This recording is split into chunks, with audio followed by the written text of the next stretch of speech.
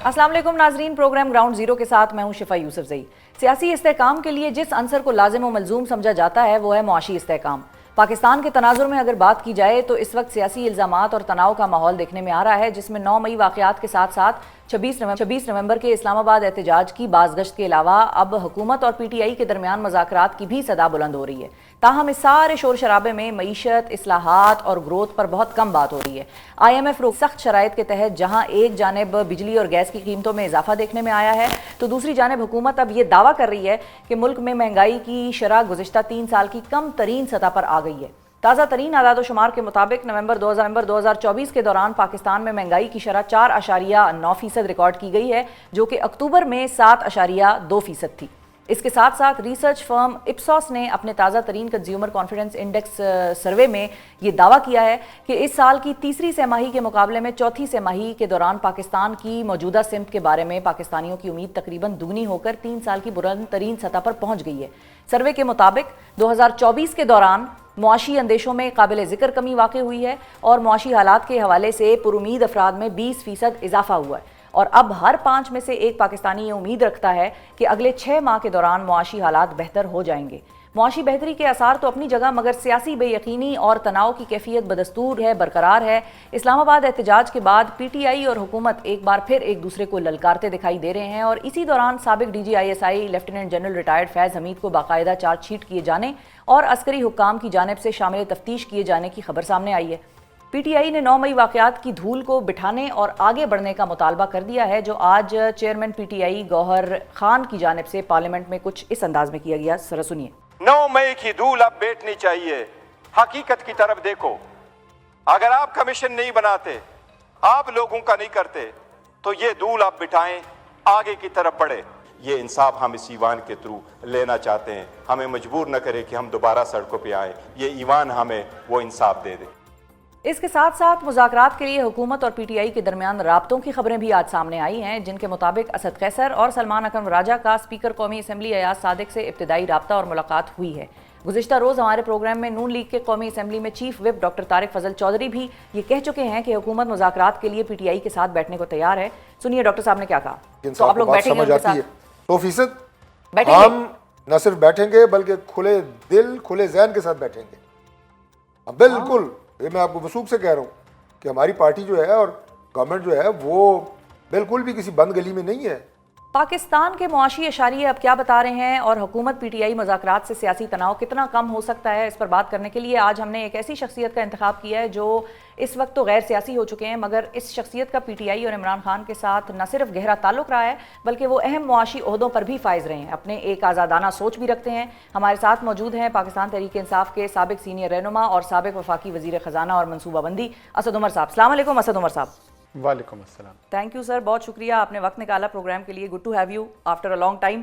सबसे पहले तो अगर हम आपसे मईशत के हवाले से जानें, आपकी एक ट्वीट भी आई थी जिस पर कि हमारी बातचीत भी हुई थी। मैंने भी आपसे पूछा था कि ये वाकई ही ऐसा हो रहा है कि हम एक इमर्जिंग मार्केट बन रहे हैं, और अब मैं आपसे पूछना ये चाहूँगी कि क्या वाकई हमारी सिमत दुरुस्त हो गई है मुआशी अशारियों की, अगर हम बात करें?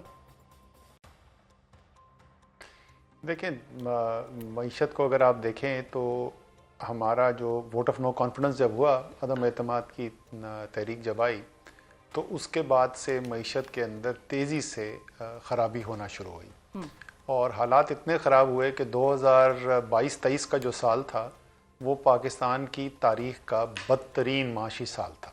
पाकिस्तान की तारीख़ में कभी ऐसा नहीं हुआ कि ना कोई जंग हो, ना ज़लज़ला हो, ना सैलाब हो, ना कोई नागहानी आफत कोरोना की शक्ल में हो और मईशत सुकड़ जाए। ये पाकिस्तान की 75 साल सादा ज़िंदगी के अंदर वाहिद साल था कि मईशत सुकड़ गई और इनमें से कोई भी गैर मामूली हालात नहीं थे। इसी तरीके से पाकिस्तान की तारीख़ की सबसे ज़्यादा महंगाई जो है 38% के ऊपर जो है वो अफरात ज़र पहुँच गया। जो ज़रूरी अशिया का अफरात ज़र है वो 48% तक पहुँच गया। तो बहुत ही, और साथ ही हम बैंकरप्ट होने के करीब क्या थे, हम डिफ़ॉल्ट कर रहे थे, रोज़ाना की बुनियाद पर डिफ़ॉल्ट कर रहे थे। हमने बैरूनी कर्ज़ों पे डिफ़ॉल्ट नहीं किया, लेकिन बैरूनी अदायगियाँ जो थी, हमारी डिविडेंड पेमेंट्स रोकी हुई, रॉयल्टी पेमेंट्स रोकी हुई, लोगों की ज़रूरी अशिया की इंपोर्ट्स जो हैं उनके ऊपर कदगन लगी हुई थी। तो उस सूरत हाल से उसके बाद जब हुकूमत गई, ख़त्म हुई पार्लियामेंट का वक्त अपना मुकम्मल हुआ और इंटरिम हुकूमत आई, उस इंटरिम हुकूमत ने अच्छे फैसले किए। शमशाद अख्तर इकोनॉमिक टीम को लीड कर रही थी, उन्होंने अच्छे फैसले किए और उसकी वजह से बेहतरी होना शुरू हुई। और उसके बाद जो है IMF का एग्रीमेंट हो गया। तो अब जो है वो IMF के बेसिकली बुनियादी तौर पे तो IMF की पॉलिसीज़ हैं जो इस वक्त इम्प्लीमेंट की जा रही हैं, सही है, जिनका असर ये ज़रूर होता है कि महंगाई होती है, लोगों के लिए मुश्किलात पैदा होती हैं, लेकिन जो बाकी मईशत के आदाद शुमार हैं उसके अंदर बेहतरी भी नज़र आती है और वो हमें नज़र आ रही है। बिल्कुल सही है। अच्छा, क्या महंगाई में कमी का मतलब ये भी है कि हम ग्रोथ की तरफ चल पड़े हैं, या अभी ये कहना कबल अज़ वक्त होगा? क्योंकि महंगाई में कमी तो इस वक्त इकोनॉमिक साइकिल की वजह से भी हो सकती है कि जिसके मुताबिक रिसेशन के बाद बूम भी आता है और फिर ये सिलसिला इसी तरह चलता है। देखें जी, महंगाई में कमी की दो बड़ी वजूहात हैं। एक तो आलमी सतह के ऊपर कोविड के बाद दुनिया में एक कमोडिटी शॉक जिसको कहते थे, यानी अजनास की कीमतें जो हैं वो बहुत बढ़ गई थी और उसमें तमाम कीमतें बशमूल पेट्रोलियम की प्राइसेस के वो बहुत ऊंची सतह पे चली गई थी। गंदम बहुत महंगी हो गई थी और दुनिया की ज़रूरी अशिया जो हैं वो उसके बाद नॉर्मलाइजेशन से नीचे आना शुरू हुआ। और आप देखें कि मसलन मैं अगर ऑयल की प्राइस ले लूँ तो ब्रेंट क्रूड जो है वो $90 से ऊपर होता था, अभी $71-72 के ऊपर आ गया है।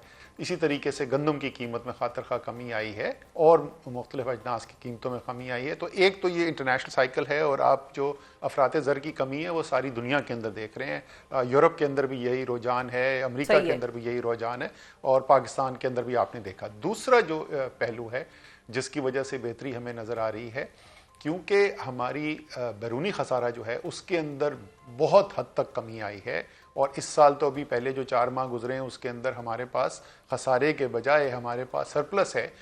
उसकी वजह से रुपए की कीमत के अंदर, कदर के अंदर जो है वो इस्तेहकाम नज़र आ रहा है। और क्योंकि बहुत ज़्यादा हमारी अफरात ज़र का बुनियाद इसके ऊपर होता है, जो बाहर से चीज़ें हम मंगवाते हैं, जब डॉलर गिरता मतलब स्ट्रांग होता है, रुपया गिरता है तो उससे महंगाई होती है। क्योंकि वो रुपया में इस्तेहकाम है कदर के अंदर, तो उसकी वजह से भी अफरात ज़र की जो रेट है वो नीचे आ रहा है। लेकिन ये ज़रूर याद रखने की ज़रूरत है कि अगर 4% आपका अफरात ज़र है तो इसका मतलब ये नहीं कि चीज़ें सस्ती हो गई हैं, इसका मतलब पिछले साल से 4% ज़्यादा महंगी है। लेकिन उससे पिछले साल जो था उसमें एक साल में 38% कीमतों में इजाफा हो रहा था। तो उस निस्बत से बहुत हद तक बेहतरी है। ठीक है, यानी कि ज़्यादा क्रेडिट, आपकी बात समझ सुन के ये लग रहा है कि ज़्यादा क्रेडिट फिर डोमेस्टिक फैक्टर्स को नहीं जाता, बल्कि ये आलमी मंडियाँ और वो जो सारा एक कोविड का सर्कल था और वो सारा, उसको फिर ज़्यादा क्रेडिट जाता है कि वहाँ पर सिचुएशन बदल गई, हुकूमत का कोई बहुत ज़्यादा जो है वो अमल दखल इसमें था नहीं। ऐसा ही है जी। हुकूमत की जो डिसीजन मेकिंग है उसमें अगर क्रेडिट बनता है तो वो जो निगरां हुकूमत थी, जैसे मैंने कहा शमशाद अख्तर का मैंने जिक्र किया था, वजीर ख़जाना थी, उस वक़्त के जो फैसला हुआ और उसके ये हुकूमत आने से पहले वो IMF का एग्रीमेंट कर चुके थे। वरना यही शहबाज शरीफ साहब थे जो वज़ीर आज़म अब हैं, यही शहबाज शरीफ थे जो वज़ीर आज़म थे उस 16 माह के अरसे के अंदर जिसमें मैंने आपको बताया कि पाकिस्तान की तारीख की बदतरीन माशी कारकर्दगी थी। सही है। अच्छा, आप अगर ज़रा थोड़ा सा सियासी मैदान की तरफ रुख करें असद उमर साहब, तो आपकी शुरू से ही एक सोच रही है कि PTI को तमाम सियासी फरीक़ैन के साथ बैठना भी चाहिए, अब बातचीत करनी चाहिए। अब PTI और हुकूमत के दरमियान मुज़ाकरात तो एक सिलसिला चल पड़ा है, राब्तों की, मुलाकातों की खबरें सामने आ रही हैं। साथ ही साथ PTI के कुछ रहनुमा ये भी क्लेम कर रहे हैं कि हमारी इस्टेब्लिशमेंट के साथ भी जो बातचीत है वो ऑलरेडी चल रही है। आपको लगता है कि इस बातचीत से कोई सियासी कशीदगी कम होगी या ये सिलसिला चलता रहेगा, गिवन जो कल की एक खबर थी कि जनरल फैज़ का भी दोबारा एक मामला दोबारा कल उठा, तो इस सारी सिचुएशन को देखते हुए सियासी कशीदगी आप कम होती देख रहे हैं? अच्छा, वो जनरल फैज़ वाला जो फैसला आया है मुझे उससे कोई बराह रास्त जुड़ा हुआ नहीं नज़र आता। हो सकता है कि उसकी कोई उसकी वजह से इम्प्लिकेशन हो, लेकिन बराह रास्त तो नहीं जुड़ा हुआ उससे नज़र आता। और अगर आप वो प्रेस रिलीज़ भी देखें तो उस प्रेस रिलीज़ में उन पे 9 मई का इल्ज़ाम नहीं लगाया गया है, सिर्फ ये कहा गया है कि उसकी अभी तहकीकात जारी हैं। तो वहाँ पे कोई हतमी चीज़ वहाँ पे भी नहीं निकली। आगे देखते हैं क्या होता है। जैसे मैंने कहा, हो सकता है कि आगे कोई कनेक्शन हो जाए, लेकिन फिलहाल तो वो कोई बराह रास्त कनेक्शन नहीं है। बहुत अच्छी खबरें थी। अच्छा, वैसे अगर हुकूमत जी कंप्लीट कर लें, अगर हुकूमत और PTI की बातचीत होने जा रही है तो ये तो बड़ी खुशाइंद बात है। और आपने भी सुनाया, तारिक फजल चौधरी साहब की भी क्लिप सुनाया, वो भी बड़ी अच्छी उन्होंने बात की कि कि ना सिर्फ साथ बैठने को तैयार हैं बट खुले दिल से साथ बैठने को तैयार हैं। तो जब भी इस किस्म का कोई प्रोसेस होता है तो उसके अंदर वो कहा जाता है कॉन्फिडेंस बिल्डिंग मेजर्स लिए जाएं, यानी ऐसे इकदाम लिए जाएं जिससे एतमाद में इजाफा हो। तो एक मैं सजेशन कर सकता हूं कि वो इस्लामाबाद की जो 3 सीट्स हैं, जिन तीनों को इस वक्त इलेक्शन ट्रिब्यूनल्स के अंदर हैं, अगर उन्हीं का फैसला करवा दिया जाए इलेक्शन ट्रिब्यूनल्स के जरिए और जो भी हकीकी वोट पड़ा था उसकी बुनियाद के ऊपर फैसला आ जाए, तो मेरे ख्याल में उससे काफ़ी एतमाद में इजाफा हो सकता है। सही है, यानी कि पीटीआई को ये एक नई कंडीशन डाल देनी चाहिए। आपका सजेशन वैसे इंटरेस्टिंग है कि भाई बात करेंगे आप लोगों से, ये भी हमारी शामिल कर लें जो हमारी डिमांड है उसमें। मैं तो पीटीआई की तरफ से नहीं कह रहा, मैं तो कह रहा हूं कि क्योंकि तारिक फजल चौधरी साहब ने इतनी अच्छी बात की है कि वो खुले दिल से साथ बैठेंगे और वो भी इस्लामाबाद से ही मुंतखब एमएनए हैं, उनको डिक्लेयर किया गया है विनर, तो ये तजवीज़ अगर उनकी तरफ से आए तो और भी अच्छा होगा। बस वो उनके लिए, उनकी सीट के लिए खतरा ना बन जाए, ये भी देखना होगा कि वो ये तजवीज़ लेकर जाने वाले होंगे वजीर आजम के पास या नहीं होंगे। हम समझ गए, आपने इधर एक छेड़ा है। अब ये आप कह रही हैं कि उनकी सीट खतरे में पड़ जाएगी, मैंने नहीं कहा था। नहीं, आपने नहीं कहा था, मैंने मतलब इस आपकी बात से ये अखज़ किए, ये तो आपके वर्ड्स नहीं थे बिल्कुल। ये तो मैं नाजरीन को क्लैरिफाई कर दूंगी, ये मैं कह रही हूँ नाजरीन। मैंने तो एक मासूमाना तजवीज़ की थी। अच्छा ठीक है।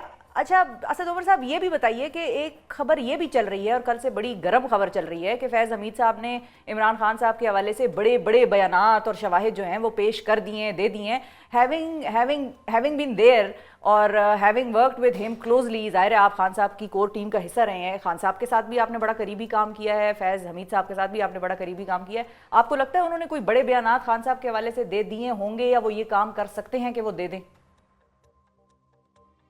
नहीं जी, मैं बिल्कुल जनरल फैज़ के साथ हमने काम किया हुआ है।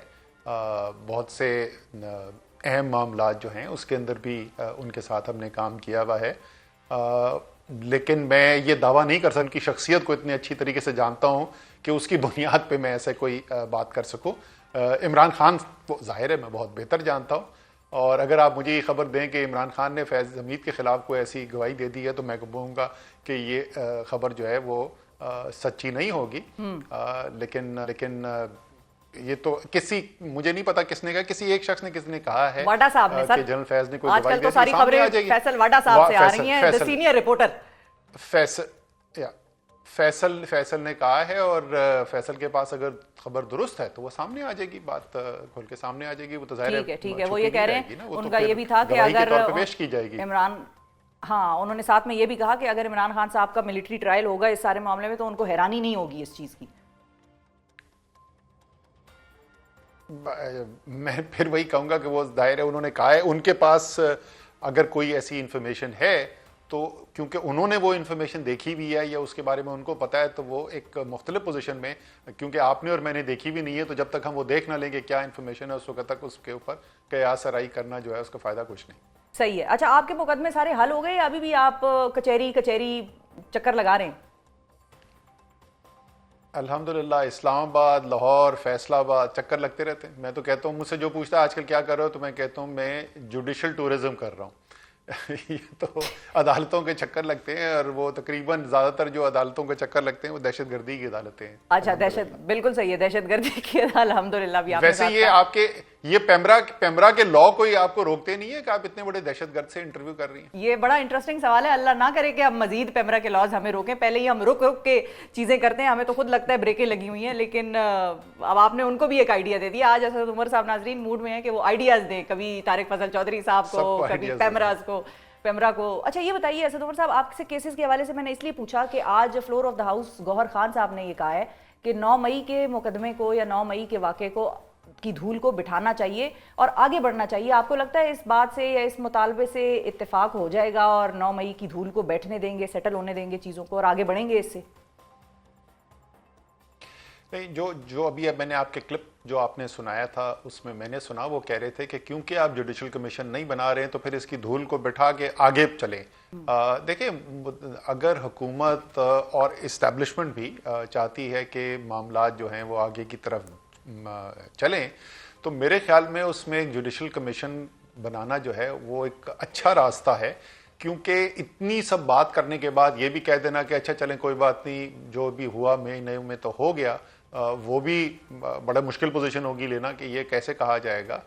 और इसी तरीके से पीटीआई के लिए कि वो सब मुकदमे चल रहे हैं और एक लोग जो हैं वो एक मुश्किल से गुजर रहे हैं और वो को नॉर्मल बातचीत करें तो उनके लिए भी मुश्किल है। तो वो एक हल निकालने का रास्ता ज़रूर है कि अगर जुडिशल कमीशन बने और वो अपनी साफ शफाफ इन्वेस्टिगेशन करे, तहकीकात करें, ख़ास तौर पे सीनियर जजेस ऐसे हों जिसको सब पाकिस्तानी जिनका नाम सुन के बोलें। अब बदकिस्मती से मुझे ये कहना पड़ रहा है, ये सूरत हाल है कि ऐसे जजेस हों जिनको सब पाकिस्तानी जब नाम सुने तो वो कहें कि हाँ ये मोतबर ऐसे जजेस हैं जो जिनका झुकाव किसी तरफ नहीं है। तो मेरे ख्याल में वो अच्छा रास्ता निकालने का तरीका है। सही है। अच्छा, फाइनली ये भी बताइए कि सिविल नाफरमानी के हवाले से भी बड़ी बातचीत हो रही है। इमरान खान साहब की एक कॉल है जिसको गवर्नमेंट ये कहती है कि एंटी पाकिस्तान कॉल है, ये पाकिस्तान मुखालिफ कॉल है सिविल नाफरमानी। और साथ ही साथ खान साहब का ओवरसीज़ पाकिस्तानीज़ पर भी बड़ी रिलायंस है इस हवाले से। वो कहते हैं रेमिटेंसेज भी आप ना भेजें। यह आपको कामयाब होती आज के दौर में नज़र आ रही है? पाकिस्तान या भारत की या बरसगीर की बात करें, उस दौर में तो ये हुआ है, लेकिन आजकल के दौर में गिवन द फैसिलिटीज़, कोई बिजली का बिल अपना ना जमा कराए तो बिजली काट देंगे और वाईफाई चला जाएगा तो ट्वीट कैसे करेंगे? तो लेकिन ऑन अ सीरियस नोट, ये आपको काबिले जो है लगता है इस काबिल के इस पर काम हो सके, काबिले अमल?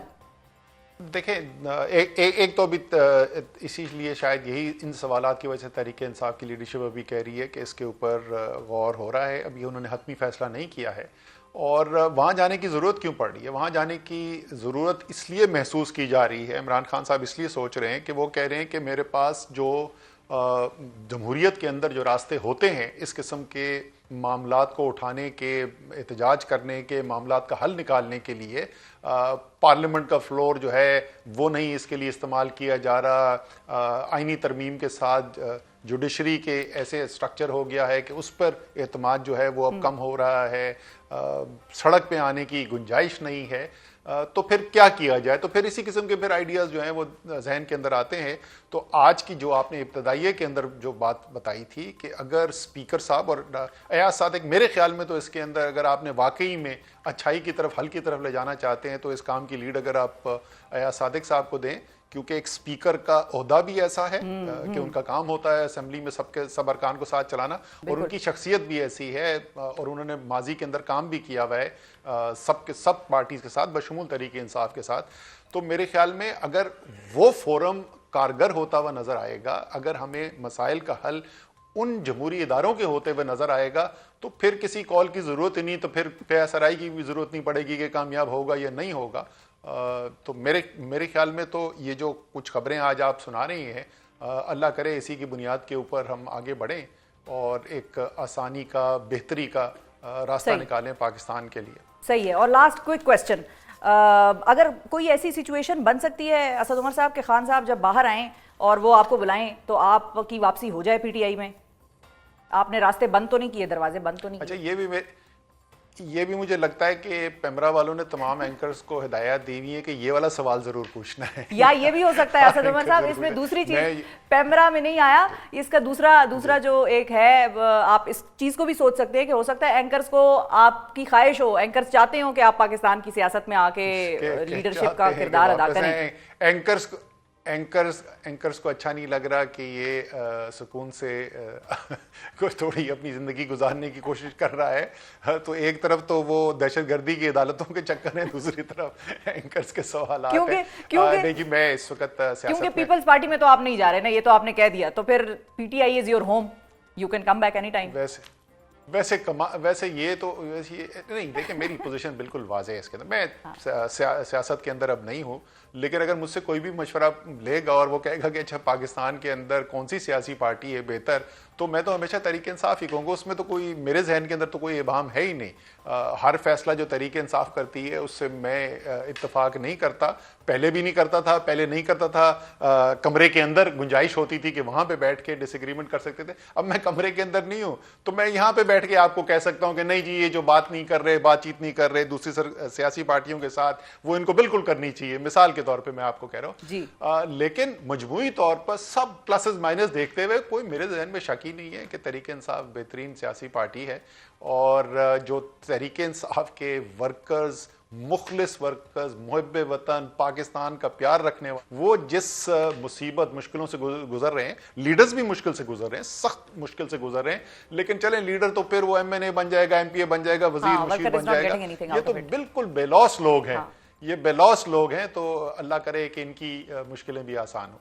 बहुत शुक्रिया अदा करेंगे साबिक वफाकी वजीर ख़जाना असद उमर साहब नाजरीन हमारे साथ मौजूद थे, और असद उमर साहब ने पीटीआई के मुज़ाकरात के हवाले से उस एक डेवलपमेंट को खुशाइंद कहा है, और उन्होंने ये कहा है कि अगर ये साथ बैठेंगे तो यकीनी तौर पर कोई हल निकल आएगा, और कोशिश की जा सकती है कि पाकिस्तान के जो एक सियासी हिजान है उससे पाकिस्तान निकल आएगा, क्राइसिस ख़त्म हो जाएगा अगर साथ बैठेंगे और साथ बैठकर कोई मस्बत डेवलपमेंट्स होती हैं, तो he is welcoming that.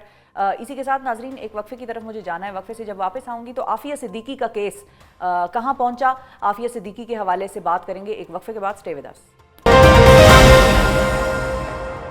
Welcome back नाजरीन, और अब प्रोग्राम में जिक्र डॉक्टर आफिया सिद्दीकी केस का, जो बज़ाहिर अदालतों में इल्तिवा का ही शिकार नजर आ रहा है, जबकि 7 दिसंबर को इस्लामाबाद हाई कोर्ट ने डॉक्टर आफिया की अमरीकी जेल में सेहत से मुतल्लिक ताज़ा तरीन मालूमात और उनकी वतन वापसी के लिए पाकिस्तानी वफ्द के अमरीका भिजवाए जाने के हवाले से एक तहरीरी हुक्मनामा जारी कर दिया था, जिसके मुताबिक वज़ीर आज़म शहबाज शरीफ की जानिब से अमरीका जाने वाले वफ्द की तमाम अखराजात सरकारी खजाने के जरिए बर्दाश्त किए जाने का ऐलान जो है वो किया गया था, और उसको बड़ा खुशाइंद करार दिया गया था। अब इस अहम केस की समाअत अब से 2 रोज़ बाद दोबारा हो इस्लामाबाद हाई कोर्ट में। डॉक्टर आफिया केस किन पेचीदगियों का शिकार रहा है और अब अगली समाअत पर क्या पेशरफ्त हो सकती है, इस हवाले से गुफ्तगू करेंगे। हमारे साथ मौजूद हैं साबिक सेनेटर मुश्ताक अहमद साहब, जो कि डॉक्टर आफिया सिद्दीकी से अमरीका में मुलाकात भी कर चुके हैं। अस्सलाम वालेकुम मुश्ताक साहब, बहुत शुक्रिया आपने वक्त निकाला। सबसे पहले आज मैं चाहूँगी कि थोड़ा सा इस सेगमेंट को ज़रा डिफरेंट तरीके से हम लेकर चलें। डॉक्टर आफिया के बारे में इबहाम भी बहुत पाए जाते हैं, कोई कहता है वो अफगानिस्तान से पकड़ी गई, कोई कहता है कहाँ से पकड़ी गई, क्या हुआ। Who is doctor Aafia Siddiqui for those who don't know her? बिस्मिल्लाहिर्रहमानिर्रहीम। बहुत शुक्रिया शिफा। अब 10 दिसंबर को इंटरनेशनल ह्यूमन राइट्स डे था, तो मैं समझता हूँ उस तनाजुर में डॉक्टर आफिया का इशू बहुत ही अहम और रेलेवेंट है, और मैं आपका शुक्रिया अदा करता हूँ इस पर। ये बिल्कुल बात आपने ठीक की है कि डॉक्टर आफिया के बारे में बहुत ज़्यादा इबहामात पैदा किए गए हैं, मनसूबाबंद तरीके से पैदा किए गए हैं। मसलन ये कि डॉक्टर आफिया अमरीकी शहरी है, वो कतन अमरीकी शहरी नहीं अच्छा। है, वो पाकिस्तान की बेटी है। मसलन ये कि वो जब वो पकड़ा गया उनको बच्चों समेत 3 बच्चों समेत, तो कहा गया कि वो लेडी अलकायदा है, वो टेरर मॉम है, वो दहशत की माता हरी है। वो ऐसी कोई भी चीज़ उनके ऊपर ना चार्जशीट में है, ना यूएस जो अदालत है उसके अंदर साबित की गई है। यहाँ तक कि फर्द जुर्म में भी ऐसी कोई चीज़ नहीं है।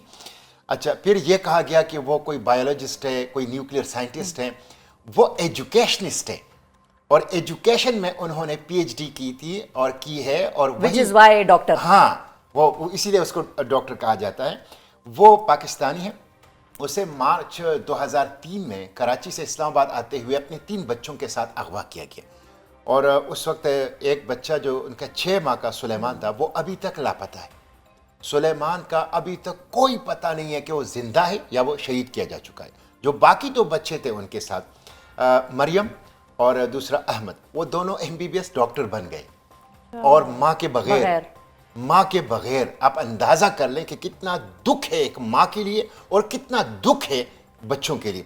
फिर मार्च 2003 में जब अगवा किया गया तो इसका कुछ पता नहीं चल रहा था कि है कहाँ, इनके बच्चे कहाँ हैं, जिंदा है या शहीद किए जा चुके हैं। फिर एवान रेडेली ने अफगानिस्तान का दौरा किया था, और उसने एक कैदी का बताया था, कैदी नंबर 450, और उसने कहा था कि मुझे लगता है कि ये डॉक्टर आफिया है, क्योंकि वो खातून भी थी। हाँ, और फिर जब ग्वांटानामो से मैं रब्बानी बिरादरान को लाया, तो रब्बानी बिरादरान ने फिर मुझे कहा कि वो बागराम में हमारे करीब वाली सेल में थी, और कहते हैं वो जब ये एवान रेडिली ने भी कहा, और ये मुझे रब्बानी बिरादरान ने भी कहा कि जब वो टॉर्चर से फरियाद करती थी तो उसकी जो चीखें थी वो इंसान की हड्डियों तक उतर जाती थी, इतना टॉर्चर। आप अंदाज़ा लगा रहे हैं। स्मिथ ने 87 अफराद रिहा किए हैं प्रोबोनो ग्वांटानामो से। वो कहते हैं उन 87 अफराद पे कलेक्टिवली जो वायलेंस हुआ है उससे ज्यादा वायलेंस अकेले आफिया पर हुआ। ये क्लाइव स्मिथ के, आप अंदाजा कि वो कितनी मजलूम खातून है इस पाकिस्तान का, इस उम्मत का। तो वो सुलेमान तो अभी तक नहीं है, ठीक है। वहां से फिर वो 2008 में पता चला कि वो बागराम में थी, फिर वहां से वो एक ऐसे जेल में, मसलन उनको अपने बच्चे के साथ जो है वो बाजियाब किया गया गजनी में। गजनी पुलिस स्टेशन ले गए उनको, पुलिस वाले उनकी इन्वेस्टिगेशन कर रहे थे कि इतने में 4 अमेरिकन फौजी आ गए। उन्होंने पुलिस वालों को निकाला, खुद इन्वेस्टिगेशन शुरू करी। उनको एक ऐसे जुर्म में सजा दी गई है जो ड्यूरिंग इन्वेस्टिगेशन उनके बकौलों ने की है। और वो क्या था कि उन्होंने एक अमेरिकन से बंदूक छीना, उसके ऊपर फायर किया, गोली चली। उससे ना कोई मरा है, ना कोई जख्मी हुआ है, ना गोलियों के खोल मिले हैं, ना उसके निशान मिले हैं, ना फॉरेंसिक मिले हैं। अलबत्ता उन्होंने जब फायर की, उनको 2 गोलियां लगी आफिया को, और आफिया को वेंटिलेटर पर अफगानिस्तान से न्यूयॉर्क शिफ्ट कर दिया गया। और ये इंटरनेशनल लॉ की खिलाफ वर्जी है। तो एक मजलूम खातून है, ठीक है। और अब तो साबित हो गया है कि पाकिस्तान के उस वक्त के हुक्मरान परवेज मुशर्रफ ने यह फिरोख कर दिया था $5,500 में। अब तो ये साबित हो चुका है, सारी तफसीलात बिल्कुल सही है, सामने आ चुकी है। हाँ जी, ये डिटेल्स अब ये मालूम है, बिल्कुल पब्लिक रिकॉर्ड का हिस्सा है। अच्छा, अब ये तो आपने बता दिया कि who is doctor Aafia Siddiqui. अब ये बताइए कि अब जो वफ्द ने जाना था अमेरिका आफिया से मिलने, और अदालत ने भी ये हुक्म दिया था कि उनकी हेल्थ के हवाले से भी तफसीलात फराहम की जाएँ, अब उस मुकदमे का और ये वफ्द का क्या सिलसिला हुआ? वफ्द पहुँचा, नहीं पहुँचा, और वो करेगा क्या वहाँ पर? वफद में तो बुनियादी तौर पर यह था कि वफद एक ऐसा पावरफुल वफद हो जो अटेंशन ग्रैब करे बाइडेन एडमिनिस्ट्रेशन, वहाँ पर इन्फ्लुएंशियल और से मिले, वो बाइडेन एडमिनिस्ट्रेशन उसको सीरियस ले। और उसके नतीजे में देखें, क्लेमेंसी एक ऐसा ऑप्शन है कि जिसमें पाकिस्तान को कुछ देना नहीं है, बेटी को लेना है। बेटी को लेना सबसे बेहतरीन जो विन विन सिचुएशन है वो इसमें है। तो वो वफद जो है उसमें होना चाहिए था इसहाक डार को, वजीर खारजा को, वजीर कानून को, कोई कैबिनेट मेंबर उसमें नहीं। एक पावरफुल एक सेनेटर को उन्होंने, खातून सेनेटर को उन्होंने डाला है, गैर मारूफ सा। और फिर आप देखें डॉक्टर फौजिया को अभी तक वीज़ा जारी नहीं किया, वो नहीं जा सकी। अब डॉक्टर फौजिया वो एक फैमिली मेंबर हैं, बहन है उनकी बड़ी, और वो 22 साल से ये आज़ादी का परचम उठाए अपनी बहन का वो जद्दोजहद कर रही है, और उसके अपने एक इमोशंस हैं, उसके अपने कॉन्टैक्ट्स हैं वहाँ पर, तो वहाँ अभी तक वो नहीं जा सकी। फिर ये है कि मेरी इत्तलात के मुताबिक जो वाशिंगटन का सफारत खाना है पाकिस्तान का, अभी तक उन्होंने कोई हाई ऑफिशियल्स के साथ मुलाकातें और मीटिंग्स अरेंज नहीं की है। जाहिर है जब आप आला सतही वफद नहीं भेजेंगे तो फिर सफारत खाना भी आपका उसको नहीं देगा। तो मेरी ये दरखास्त है, अब भी देखें ना, अब वक्त गुजर रहा है, काउंटडाउन शुरू हो गया, बाइडेन जाने वाला है बस। बिल्कुल, ये क्रिसमस तक बहुत इंपॉर्टेंट टाइम है और इसमें आफिया बहुत आसानी से आ सकती है। अभी भी मैं मुतालबा करता हूं आपके इस प्रोग्राम के तवस्सुत से वजीर खारिजा फौरन फ्लाइट पकड़ें, डॉक्टर फौजिया को साथ लें और वाशिंगटन पहुंच जाएं, नंबर 1। दूसरी बात यह है कि फौरी तौर पर जितने भी आपके डिप्लोमेटिक चैनल्स हैं, इन्फ्लुएंस है, उसको हरकत में लाएं, उसको इस्तेमाल करें ताकि ये आफिया को है वो आ सकें। बहुत शुक्रिया अदा करेंगे मुश्ताक अहमद साहब, नाजरीन हमारे साथ मौजूद थे। और हमारी भी ये अपील है, दरख्वास्त है हुकूमत पाकिस्तान से कि इस गोल्डन अपॉर्चुनिटी को ज़ाया होने से बचाएं और फ़ौरन से पहले इस पर एक्शन लें और जाएं वहाँ पर, अपना वफ्द भेजें, और पावरफुल वफ्द हो जो कि आफिया को वापस लेकर आए। कुछ देना नहीं है हमने, बेटी को वापस लेकर आना है। इसी के साथ एक वक्फे की तरफ जाते हैं, वक्फे के बाद आपसे दोबारा मुलाकात करेंगे। Stay with us. Welcome back नाजरीन। अब प्रोग्राम में जिक्र एक ऐसे इशू का कि जो है तो बहुत अहम, मगर रोज़ाना के सियासी शोर शराबे और दीगर खबरों के तनाजुर में इस पर बात नहीं होती। ये इशू है जेंडर इक्वलिटी या सिनफी मसावात का, यानी मर्दों और औरतों के दरमियान ज़िंदगी के मुख्तलिफ शोबों में मसावात और ख़ास तौर पर ख़वातीन को इस बुनियाद पर निशाना बनाए जाने का रुझान। वर्ल्ड इकनॉमिक फोरम की जानिब से साल 2024 की ग्लोबल जेंडर गैप रिपोर्ट के मुताबिक पाकिस्तान का इस वक्त जेंडर इक्वलिटी या सिनफी अदम मसावात के हवाले से 146 ममालिक की फहरिस्त में 145वां नंबर है। यानी पाकिस्तान की इस लिस्ट में निचली तरीन दर्जाबंदी है, जो कि इंतहाई तशवीशनाक है। आलमी लिहाज से अगर बात की जाए तो एक अंदाजे के मुताबिक दुनिया भर में हर 3 में से 1 खातून घरेलू तशद्दुद या जेंडर वायलेंस का शिकार हो रही है। पाकिस्तान में मुख्तलिफ NGOs के अलावा गैर मुल्की मिशंस भी सिनफी हवाले से खासा काम कर रहे हैं, और इसी तनाजुर में हमने ये खुसूसी सेगमेंट तरतीब दिया है जिसमें अब हम इसी इशू पर डिस्कशन करेंगे। और हमारे साथ मौजूद हैं पाकिस्तान में ऑस्ट्रेलवी high commissioner Neil Hawkins. Warm welcome to you sir, thank you for your time. शुक्रिया, you have learned Urdu, I am very glad. और हमारे साथ मौजूद हैं सफ़ीर बराए, ऑस्ट्रेलवी सफ़ीर बराए सिनफी मसावात Stephanie Copas Campbell. A very warm welcome, Miss Ambassador. Thank you. Thank you for joining us. How did you find Pakistan so far? Oh, it's wonderful. Wonderful. You like I couldn't it? stay here too long. I'll get fat. The food's amazing. The food, due to the food. If we kick off the discussion with you, Ambassador Campbell, Pakistan currently ranks 145 in the list of 146 countries as per Global Gender Gap Report, and at the same time, every 1 out of 3 women face domestic gender violence. What do you think can be done to improve these figures? Let me start globally, because you're right, the figures globally are 1 in 3. And my own country is no exception. We have between 1 in 3 and 1 in 4 women in Australia who experience this. But 3 things we've really thought through. First, how we start to work with children at a very young age, because you don't learn about violence when you're 18, right? It starts when you're a child. You're exposed to violence. And you observe it in your homes. You observe it in households. your home. And you may, as a young boy, if you see your father do it to your mother, you may repeat that. As a young girl, if you see your mother subject to violence, you may not question that when you're an adult. So we need to start very early within education to work with young children to really understand about violence and what and how they can change their lives. They don't have to be their parents. But related to that, we need to continue, and this has been a real lesson learned in Australia, we need to continue to really work with young boys and also men. Because if you just work with women in this space, you're preaching to the converted, right? And then I think the third aspect, and there's so many there's so many different aspects, but the third aspect is we need to continue to challenge some of the social norms around what we expect of women and what we expect of men, and linked to that, there's actually a fourth aspect, what we expect of women and what we expect of men, and the power differentials that might come from women take care, men take charge. And then I think the fourth thing, actually there's 4 really important lessons, is to support women to earn an income, because when you have an income, you have independence, you have choice. Yeah, and that's a really important factor in our own journey to prevent violence.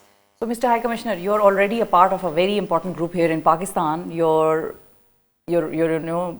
initiating that change that we are talking about, basically, and initiating that change within the organizations, allowing women to get those opportunities which are available there, but probably they are not able to get it either due to the attitude of men or that bias of certain men, not all men I'm talking about here, but that group, how has that group changed your thinking about all these things, and what role can men play, because that group was initially started off as a male champions of change, and then later it became just champions of change. Thank you for that question. The Male Champions of Change is a really exciting, I think, venture here in Pakistan. It contains about 30 CEOs, mostly men. Now we have some women.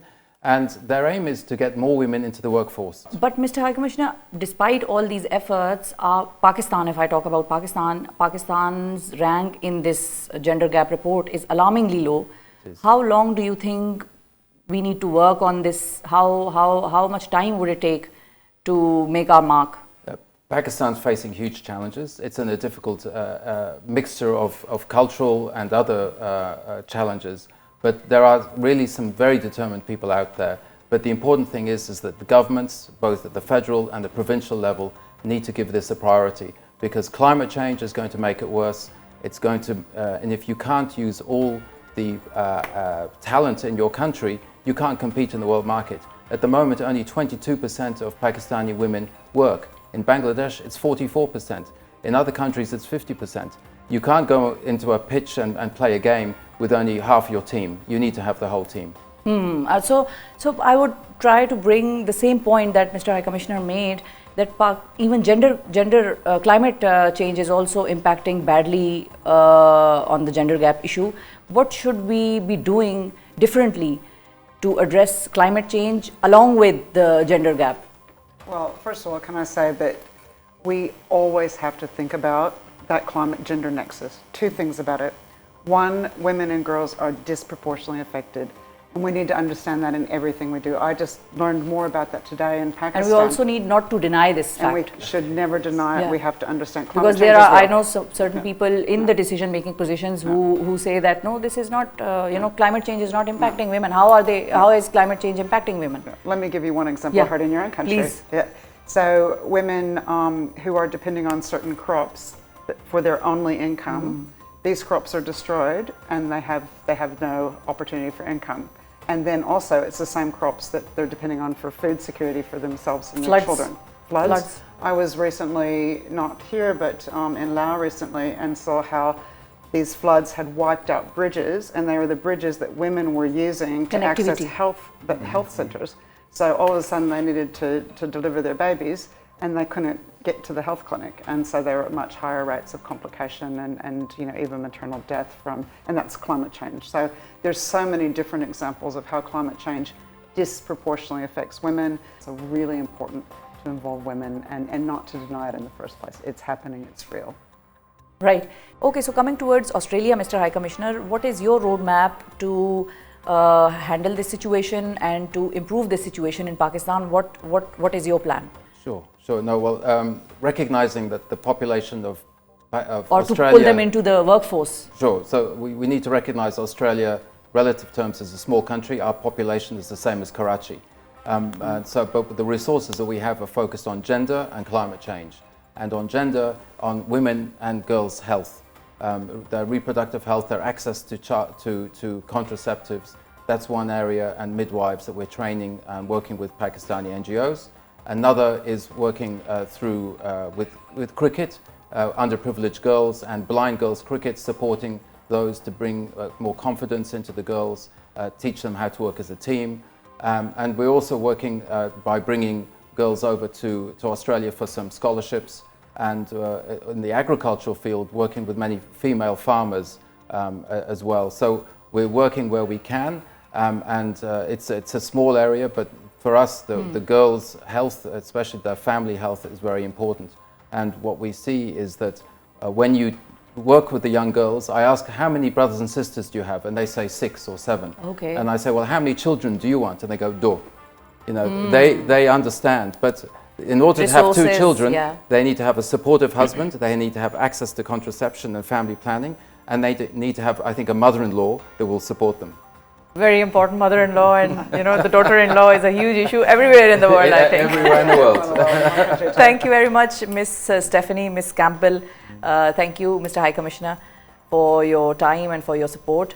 नाज़रीन, आपने गुफ्तगू सुनी। ख़वातीन किसी भी मुआशरे की रीढ़ की हड्डी से कम की अहमियत नहीं रखती हैं, लेकिन पाकिस्तान में अनफॉर्चुनेटली अगर हम अभी तक ये चीज़ समझ नहीं सके तो इसका ये मतलब नहीं है कि हम आगे भी ये चीज़ समझ नहीं सकेंगे। बहुत बात हो रही है इन पर, बहुत काम हो रहा है इस पर। हम उम्मीद करते हैं कि ख़वातीन एक्टिव वर्क फोर्स में शामिल हो, ख़वातीन को फाइनेंशियल इंडिपेंडेंस हासिल हो, ताकि उनकी मर्दों पर रिलायबिलिटी कम हो जाए। सिर्फ पैसे ही मांगना एक बीवी का मकसद नहीं है, या उसका घर चलाना एक बीवी का मकसद नहीं है। उसकी बच्चों की, उसकी अगली जनरेशन की अच्छी निगहदाश्त और नशोनुमा करना उस पढ़ी लिखी औरत का फ़र्ज़ है, और वो पढ़ी लिखी औरत अगर होगी तो ही आपकी अगली जनरेशन जो हैं वो कारामद साबित होंगी, उनका फ्यूचर अच्छा बनेगा। सो आज के प्रोग्राम से नाजरीन इतना ही। अपना बहुत ख्याल रखिए, हमें और पाकिस्तान को दुआओं में याद रखिए। अल्लाह हाफ़िज़।